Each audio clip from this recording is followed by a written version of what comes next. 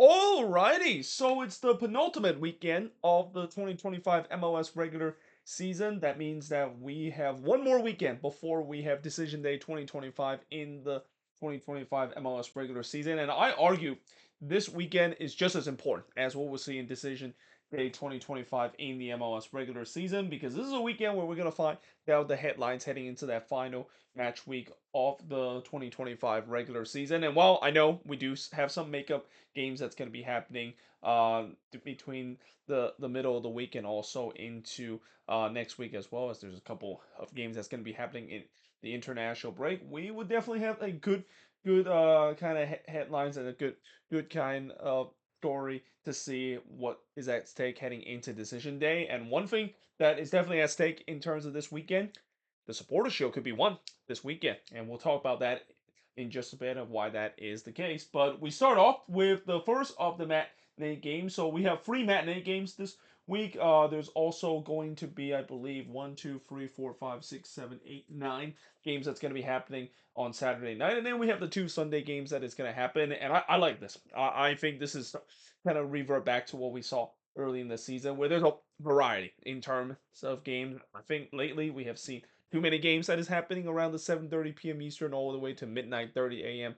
Eastern time window. I do not like when all these games are bunched up in each other. So I like the fact that there is now a variety and it's kind of more spread out compared to what we saw in previous week. But with that being said, the first one is Montreal versus Nashville SC. That starts at 2:30 p.m. Eastern, 11:30 a.m. Pacific. In fact, this is one of two games that start at the same time. Montreal 6-9-17, while Nashville is 16-5-11. And Nashville, of course, has the all-time meeting 6-3-1. In fact, they pretty much dominate against Montreal. Though, as I said, Nashville, they did come up of a big U.S. Open Cup win. It's the first ever trophy in their club history, and this is going to be interesting to see how BJ Callahan will rally his troop to get themselves back into league play. Because when you look at where Nashville is in the standing, they're not really in a very comfortable spot when it comes to where they are in the standings. I mean, I say uncomfortable spot.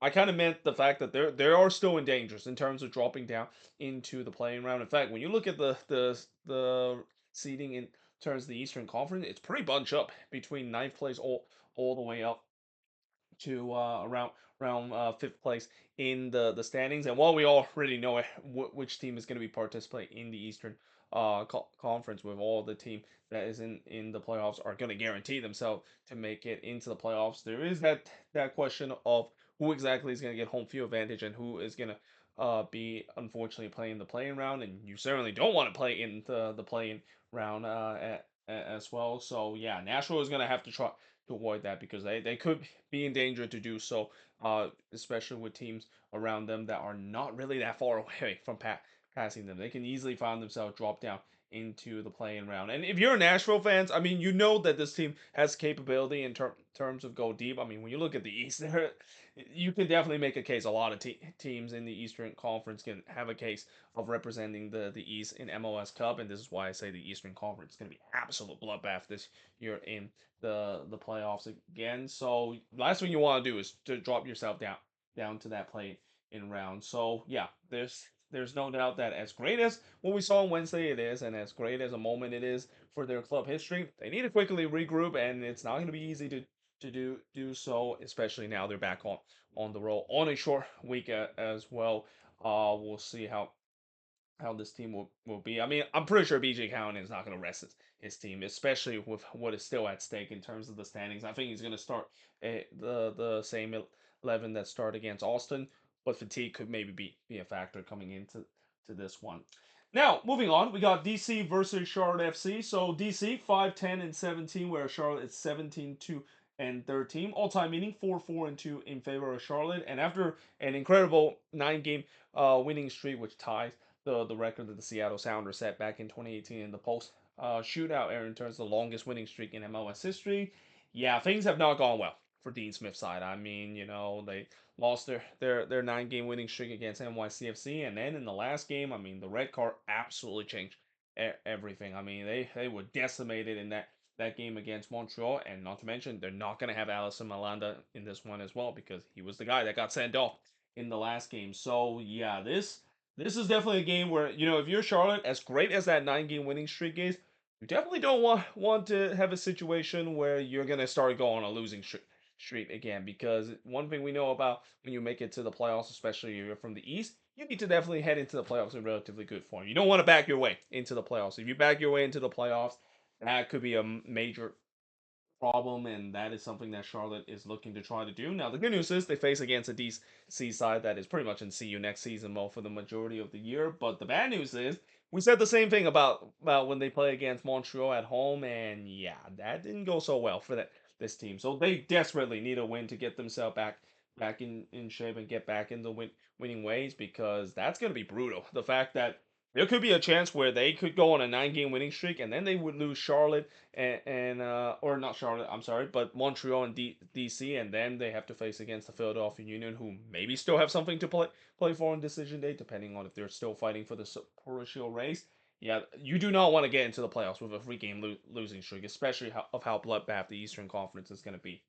Now, moving on, we got FC Dallas versus the LA Galaxy. So this is the later start in terms of the matinee game, 4:30 p.m. Eastern, 1:30 p.m. Pacific. Dallas 9-11-11, whereas the Galaxy is 5-9-17. And it's important to note that Dallas is one of those two teams that is below the red line in the Western Conference that actually control their own destiny. They do have a game in hand over the team above them, and there's a chance they can pass both of those teams if they can win that game in hand. But first, they need to take care of business in this game against a Galaxy team that must feel absolutely devastated in that game against Toluca. Like they should have won that one. Just an absolute meltdown late in the game caused them to lose out on the Campeones Cup, and now there's a chance where for Dallas they can capitalize on a more deflated Galaxy side, and especially a Galaxy side that is pretty much just playing out of the string. They're playing a lot of academy players, a lot of young players, giving them some to get some minutes down the stretch because they have really nothing to play for. So again, this is on Dallas in terms of getting themselves a win, and because of the way that Dallas has been in such a great form, people don't know they're on a 7-game unbeaten streak. This has been a very under the radar 7-game unbeaten streak, but because of that, they're right in the thick of things in terms of the playoff race, and especially they definitely control their own destiny, like I said, of getting themselves into the playoffs. Now, in terms of the all-time, 18-4-12 in favor of FC Dallas in the all-time meeting. One of the rare times we see the Galaxy don't lead in the all-time meeting. Now, moving on, we got the Philadelphia Union versus NYCFC. So this is the first of 4 games that starts at 7:30 p.m. Eastern, 4:30 p.m. Pacific, and this is also a game where if the Union win in this one or Cincinnati lose their game against the Red Bulls, they will clinch the Supporter Shield. So yeah, there's no doubt that they're going to be it's going to be kind of odd the fact that they're going to be facing against a New York team, and then they're also going to root for another New York team to get the win so they can win the Supporter Shield. But that's kind of how the scenario is. Now the Union have a 19-6-7 record. NYCFC have a 17-5-10 record. All time meeting 12-2-11 in favor of NYCFC, and NYCFC has been in a relatively good form. They haven't playing much better, especially against tough opponents. So this is not an easy match for the Philadelphia Union by any means necessary. Even if this is at home, they know that NYCFC can be a very dangerous team that they can face, and yeah, NYCFC. I mean, the other thing that about them is that they're also fighting for something as well. They're fighting for home field of advantage. I think right now they're in 4th position in the Eastern Conference, so they're a team that is going to be the last spot in terms of having home field advantage in the first round. So there's still something that they have to play for. They're not just gonna lay down and give the Philadelphia Union the Supporter Shield. So yeah, this should be a very fascinating matchup. And as I'll say in just a bit, Cincinnati will kind of have that same scenario where they would be trying to beat a New York team to stay alive in the playoff race, but also be rooting for a New York team to try to win so that they can stay in the Supporter Shield race. Now, moving on, we got Orlando versus Columbus. So this game also starts at 7:30 p.m. Eastern, 4:30 p.m. Pacific. Columbus are pretty much just drifting themselves into the playoffs. And I think out of all the team in the Eastern Conference that you could kind of say that maybe this team has no shot and probably are dead in the water, it's got to be the Columbus Crew. I mean, with the injuries that is piling on this team and with the way that they have just completely fell apart in this latter stage, it seems like yeah, things are going to be a one and done for Wilfred Nazi's side, which is something that is kind of unthinkable just couple of months ago. But they play against this Orlando City side that have a 14-10-7 record. Orlando desperately need a win. I mean, the last game against Cincinnati, they'll be happy that they went toe to toe with one of the better team in the East, but they'll be very frustrated the fact that they had so many chances in that game against Cincinnati, and the fact that they did salvage themselves a draw late in the game, but it probably should have been more in terms of what they wanted the resort. And they're another team that is kind of in that spot where they're not really that comfortable in terms of where they are in the standing. There could be a chance where if they slip up, they can find themselves in the play-in round as well. But in terms of the all-time meeting, 11-4-9 in favor of Orlando City. So yeah, it should be very interesting to see how it's go. I mean, for Orlando, I think the pressure is definitely on them. Columbus is a team that, as much as they really need a win to at least get some sort of momentum in the playoffs, with the way that the injury crisis has just kind of gone sideways, and it pretty much virtually ended their season, even if they're gonna make it to the playoffs. I just don't see this team go very deep whatsoever. It feels like they're having the same issue as what we saw in the 2021 season, and it just happened to happen in the worst possible time, right as they're about to make a playoff push. Now, moving on, we got the New York Red Bulls versus Cincinnati. So as I mentioned, Cincinnati, they're definitely hoping that they can continue their incredible road form, beating the Red Bulls in this one. But at the same time, they'll also be rooting for NYCFC to get the win against the Union to take the the supporter shield decider heading into decision day. And I forgot to also mention the Red Bulls have finally ended the longest active playoff streak. I mean, we kind of knew this was going to come to an end, and it's kind of ironic the fact that the same year that this playoff streak came to an end, and the last time that they missed out on the playoffs was 2009, and that was the year when they went previously they went to MLS Cup. So yeah, in many ways, it feels like if the Rebels are ever going to make it back to MLS Cup, they know that the very next year is probably going to be a playoff exit. So forth. But coming into this game, 12-7-13 is the Red Bulls record. Cincinnati 18-5-9. All time meeting. Red Bulls actually leads the all time meeting 8-5-6 in favor of them. But yeah, this is a team that definitely will have some soul searching to do heading into off season, and you kind of had a sense that this streak. I think I don't want to say it's a good thing that it comes to an end, but it just feels like that might actually be a wake up call, at least into the front office, that yeah, now you can't accept mediocrity anymore. The Red Bulls fans are not only frustrated that they miss out on the playoffs, but they're hoping that this might be a wake up call to the front office that they need to spend more in terms of reinvest in the team, because if they're not able to do so, this is the resort that happen, and I wouldn't be surprised if they could have a situation where they might even miss out on the playoffs heading into next year as well. But for Cincinnati, their priority is they need to win this game to keep the playoff or the supporter shield race going. So yeah, we'll see whether or not if they can do so. Now, moving on, it's Inter Miami versus New England. So the good news for Miami, this is the last game in terms of what has just been a very busy month of September. I mentioned this is a brutal stretch for Inter Miami with the way that they have to play 3 games in 7 days, pretty much every single week, and I'm pretty sure this team is getting very tired. I mean, you kind of saw it in the game against Chicago. You can see the fatigue has started to catch up to this team. Now they face against a New England side that has been long eliminated with a 9-8-15 record. The thing about Inter Miami is that this is a team that doesn't usually go on a losing streak, at least not at least what we saw in the beginning of the season. This is a team that usually bounce back relatively well, so you expect that could be the same case, and especially with Messi being on this team, you always have a shot to try to bounce back.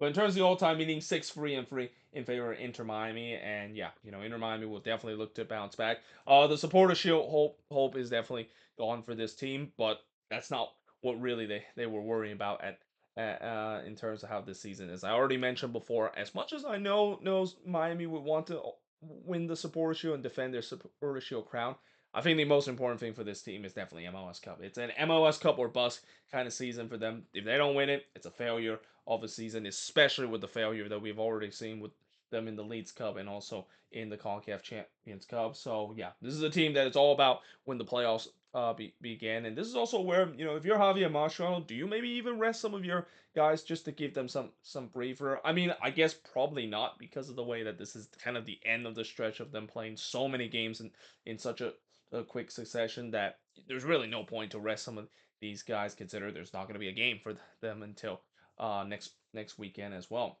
Now, moving on to the 8:30 p.m. Eastern start, we have four of them that starts at 8:30 p.m. Eastern, 5:30 p.m. Pacific. Starting off with the nicest rivalry in MLS, that is Minnesota versus Sporting KC. I mean, that name is just absolutely cringy. I don't understand why MLS continue to promote that as the nicest rivalry in MLS history. But nevertheless, Minnesota 15-10-7. Sporting KC is 7-6-19. All-time meeting, Sporting KC still leads the all-time meeting with a 14-5-9 record over Minnesota. Part of that is because of the fact that Minnesota for a long time just unable to beat Sporting KC at Chosen Mercy Park, and they probably should have done it. I mean, you don't have to remind me in terms of what happened earlier this season when they played against SKC when they had a 3-0 lead, only for that lead to quickly evaporate in a span of 12 minutes. And there's no doubt that, this is a team that I know they're battling some injuries in terms of key players, but I would definitely like to see this team get themselves back on track. And again, this is another team that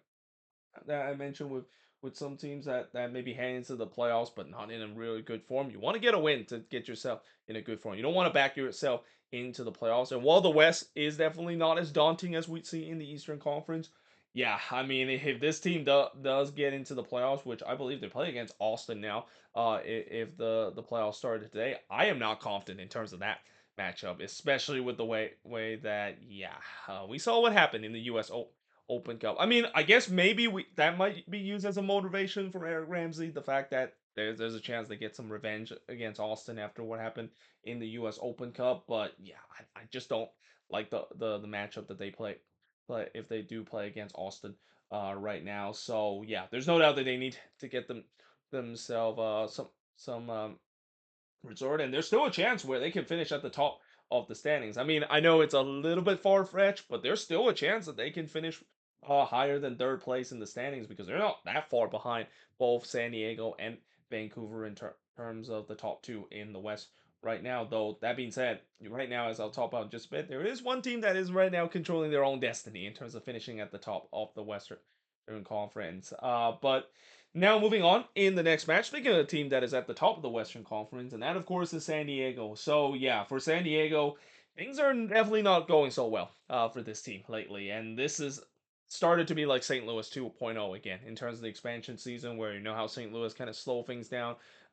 Eventually, they got a first round exit. San Diego is definitely looking to not repeat that history, but it's kind of hard to imagine that it won't happen because of the way that this team is really struggling when it comes to the goal scoring, and they also have a goalkeeper that is a huge liability right now for this team. Now they face against a Dynamo team that is still in the playoff race, but there's a chance where they could get eliminated in the playoff contention if they don't win this. So in many ways, this is kind of must-win territory for the Houston Dynamo with a 9-9-14 record. All-time meaning 1-0-0 in favor of Houston. Houston, of course, beat San Diego in that thrilling game that we saw where they won 4-3 in that game against San Diego. What a back and forth game that turns out to be. And yeah, the Dynamo really kind of shocked San Diego in that game. And that kind of was the game where it kind of really started this problem for San Diego, where they started to struggle to score goals. That was really the last time where they scored more than 2 goals in the game, and for the most part of the rest of the game, they have scored just either 2 goal, 1 goal, or in the case of the last couple of games, they have not scored a goal so far for for for them. So yeah, the goal scoring is a huge problem. Anders Strier, as much as he's been an MVP form, I mean, he started to kind of come back down to earth a little bit, and that's bad news for San Diego because they've been relying on him doing a carry job every single game. So yeah, we'll see whether or not if he can do it in this one, get this team back on track because yeah, they're definitely slipping down in the standings. There could be a chance where, as much as they've been first for a majority of the season, they can drop as far as third place in the standing. Actually, not even third place. There could be a chance where they can drop down to fourth place in the standing because the Western Conference right now, when you look at those teams between 1 through 4, it's actually very tight. Like there could be a chance there could be some shuffling by the end of this season. So San Diego, they need to get things going because they do not want to head into the playoffs relatively cold, and especially they got to figure out the goal scoring form, and also you know if you're Mikey Veras, another big thing that he's got to make a decision. Is he going to stick with Dos Santos or decided to now make the goalkeeping change and bring Sisiaga in? Because, as I said, besides the goal scoring problem, The goalkeeping issue has been an issue too. I mean, talk about many games. Dos Santos has been a huge liability to this team. The amount of times that it cost San Diego in the last couple of games and the soft goals that he gave up, you can't do that when playoff time does come. Now, moving on, we got the Chicago Fire versus Toronto FC. So, talk about playoffs. It's hard to believe that Chicago has officially clinched the playoffs for the first time since 2017. They finally ended that curse, but I'm pretty sure Greg Berhalter is not going to have just some sympathy the fact that now we clinched the playoffs, now we can relax for the rest of the season. Nope, this is a team that still has a chance in terms of doing the unthinkable, which is get themselves up to 7 or 6 place to avoid the play-in round. Now, if they're gonna do so, they're gonna have a bit of a tough opponent that they face. Now, I know what you're thinking. How is Toronto considered a tough opponent? They're 5-13-13 is their record. Chicago is 15-6-11. Chicago, of course, coming off of that emotional win that they had against Inter Miami. And when you look at the all-time record, yes, Toronto does have a slight favor with an 11-10 record, but on paper, this looks like it's a cakewalk for the Chicago Fire, right?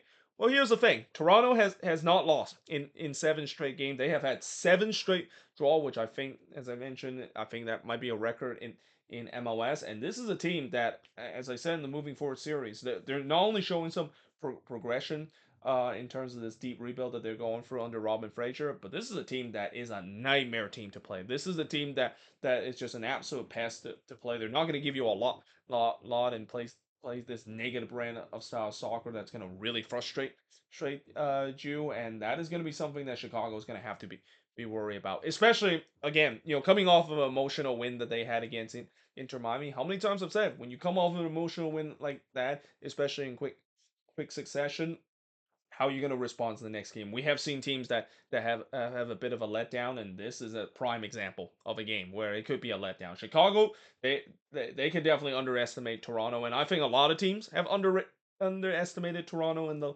last couple of games, and Toronto basically shows you that, hey, this is a team that they're not considered to be the laughing stock of MLS anymore. Remember in the earlier part of the season I mentioned they're the Santa Claus of MLS, giving free points away. Nowadays, they're just gifting 1 point to every single team, at least in the last 7 games. But that being said, getting 1 point for Chicago is definitely not going to help their cases in terms of trying to get themselves out of the play-in round and maybe even have home field advantage in the play-in round as well. So, yeah, this should be a very fascinating matchup, and this could be a matchup that really show that if the Fire can get a win in this one. The one thing we say about the Fire this season is that for the most part, they have done very well against teams that they should be able to beat against some bottom feeders, and they're gonna have to do it again in this game against Toronto.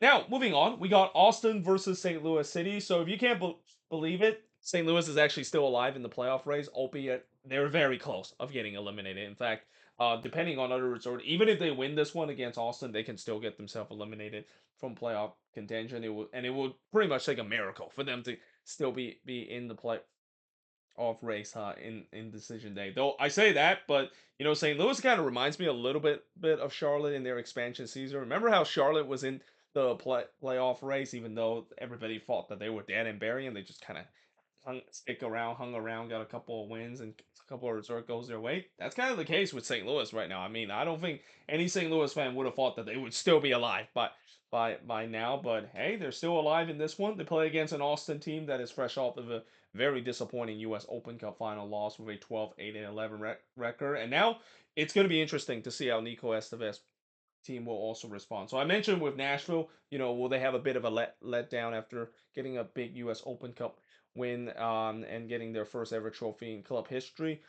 The same goes with Austin as well. I mean, the disappointment of the final is definitely still fresh in their mind, but now you just got to refocus because again, just like what we said about Nashville, Austin is not really well, actually, if I look in the standings right now, I think they might avoid the playing round. Let me just double check in terms of the standings. I mean, they're definitely pretty close in terms of clinching the playoff position. Yeah, they're actually in a much more comfortable spot. So I take that back of the fact that they might be in dangers of getting themselves into the play-in round. But it's also important to know that they still haven't clinched in terms of the playoffs right now. So yeah, they're definitely looking to trying to do that, and that we'll see whether or not if they can bounce back. I mean, St. Louis is kind of a team that in the latter their part, they're kind of a team that yes, they have had some bad games out there, but they're not as bad as what we saw in the beginning of the season. I think Dave Critchley has done for the most part a good job in terms of making this team much more fun to watch, but that also means that they have also conceded a lot of goals as well as we've seen ever since Dave Critchley took over this team. Now, moving on in terms of the next match in this game, I can't believe this game is going to be really overshadowed in terms of the next game that I'll talk about because anytime when we have a Cascadia derby, everybody's going to pay attention to. But I argue people should pay attention to this one as well because I think this might be the biggest Rocky Mountain Cup matchup we have seen in recent memory. This is literally a definition of a playoff six pointer because you have a situation where the winning team in this one not only have a chance to solidify themselves in terms of making the playoffs, but there could be a chance where the losing team can find themselves outside of the playoff picture. So RSL 11-4 and 16, whereas Colorado 11-7 and 14 as this game starts at 9:30 p.m. Eastern, 6:30 p.m. Pacific. All-time meeting 24-9 and 10 in favor of RSL. RSL has pretty much have ownage over Colorado every time when this game is played at the Riot, and they're looking to hope that the history goes their way again because, as I said, if RSL can win this game against Colorado,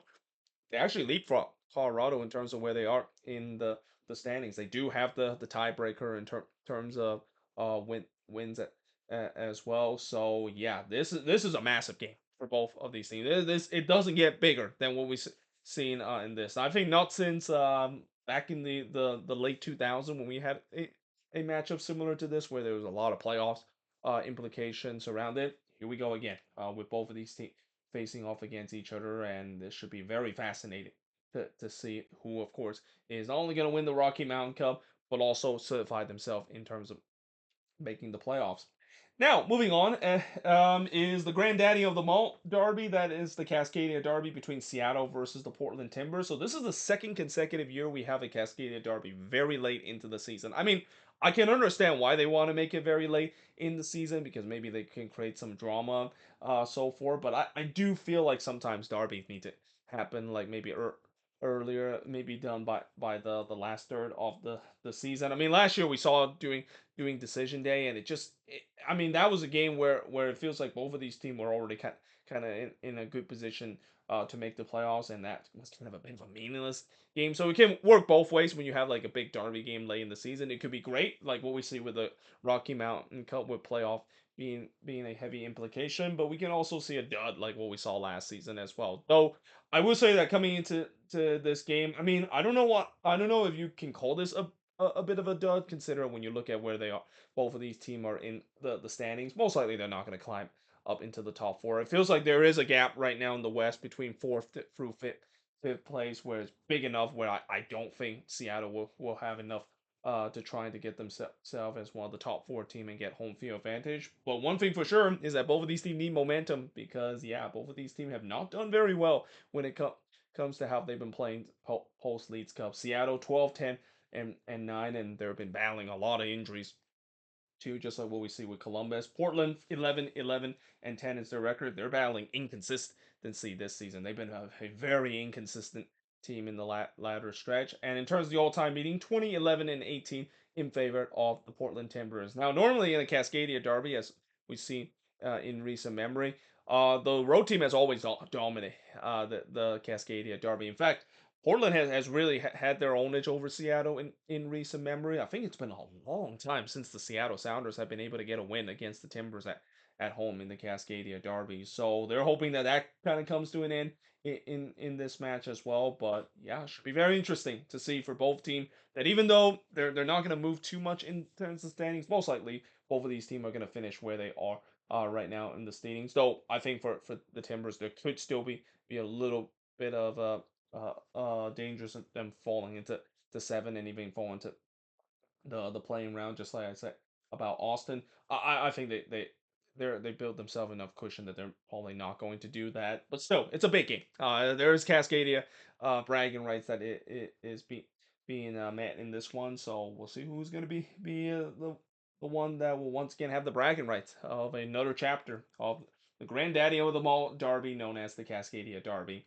Now, moving on to the Sunday game. So we have two Sunday games, starting off with Vancouver versus the San Jose Earthquake. So remember how I said earlier this season, it feels like, next season maybe MLS might be introducing flex scheduling when it comes to some of the Sunday night soccer marquee kind of matchup. Well, it feels like they kind of did introduce it this season as well, or at least they didn't mention it, but this is kind of the flex that we saw where this game was originally supposed to be the Sunday night soccer game, but I think they flexed this one out. I didn't really like the fact that they flexed out the game that they chose to flex out is kind of just yeah. I don't think that was that if they I mean if they're gonna flex a game out, they gotta choose a much better matchup. I would have definitely chose this game or this game, especially this game. I feel like this should have been the one that they could have flexed because with how much playoff implication this game is, this should have been the one that I think could be worthy of a Sunday night soccer game. But instead, as we'll talk about the Sunday night soccer matchup, yeah, it's a bit of a one-sided affair, and that if they were gonna flex a game, it feels like there was if they were gonna flex this game as the Sunday night soccer game, I mean you might as well just keep the one between Vancouver and the San Jose Earthquakes as the Sunday night soccer game because for Vancouver obviously the headlines for them is they're still battling to trying to not only finish first but they're still kind of in the supporter shield race, albeit they're kind of a little bit far away from it, but there's still a chance that they can win the Supporters Shield. For the Quakes, they're still battling for playoff position, even though, as I mentioned before, that they feels like they're done in terms of the playoff contention. But somehow, in some way, miraculously, they won 1-0 against San Diego to try to give me false hope. But yeah, they have a 10-8-14 record. This game starts at 6 p.m. Eastern, 3 p.m.